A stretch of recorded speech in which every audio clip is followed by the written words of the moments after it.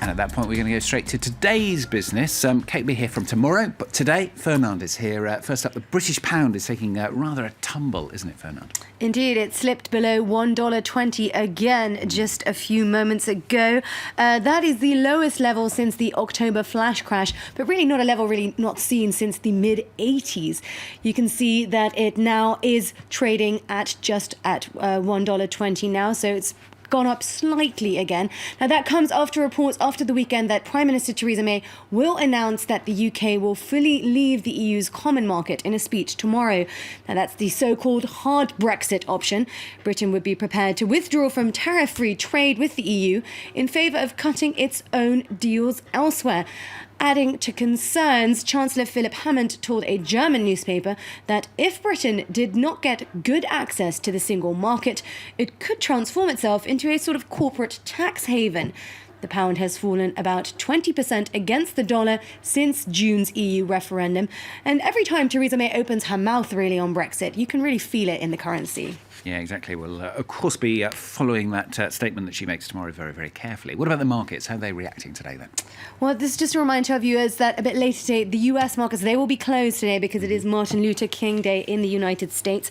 Markets in Europe opened down. The FTSE 100 opened up initially. That's a trend that we've seen a lot. When the pound goes down, the FTSE goes up. But that has corrected itself. Now all markets opening in the red there. In Asia also, markets closing down in the red. Nikkei down 1%, and all the other indices also closed in the red there. South Korea also one to look out for there. And we're going to talk about South Korea, in fact, because political corruption scandal there has claimed yet another scalp. Yes, indeed. South Korea's biggest company, Samsung, is getting involved. South Korea's special prosecutor has decided to arrest the de facto chief of Samsung. The charges concern donations to secure political support for a controversial merger. Catherine Viette has the latest twists in this saga. More fallout from South Korea's ongoing political scandal. Prosecutors are seeking an arrest warrant for Samsung's leader, Lee Jae-young. The decision comes after Lee spent 20 hours being questioned by investigators last week. He's been accused of corruption, bribery, embezzlement, and perjury. The Special Prosecutor's Office, in making this decision to seek an arrest warrant, determined that while the country's economy matters, upholding justice takes precedence. The investigation centers around a controversial $8 billion merger that took place back in 2015. Prosecutors say South Korea's biggest company allegedly paid $36 million to nonprofit foundations operated by Chae Soon-chil, the Korean president's close personal friend, in exchange for government favors. Chae, facing trial on charges of abuse of power and attempted fraud, has denied any prior knowledge of the merger. Meanwhile, Samsung has admitted to donating more than $17 million to Chae's organizations in December, but denied seeking any preferential treatment.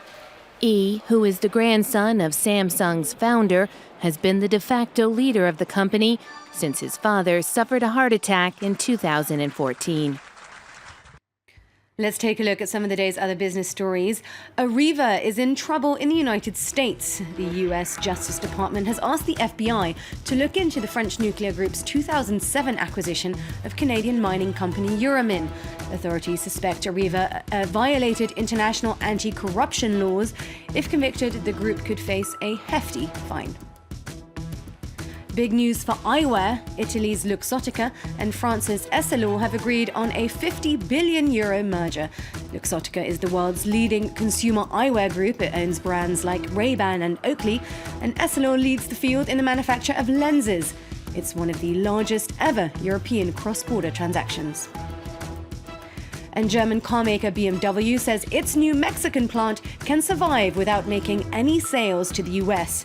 Those comments come after Donald Trump told the German newspaper Bild that the German group will face a 35% import tariff on cars made at its new site.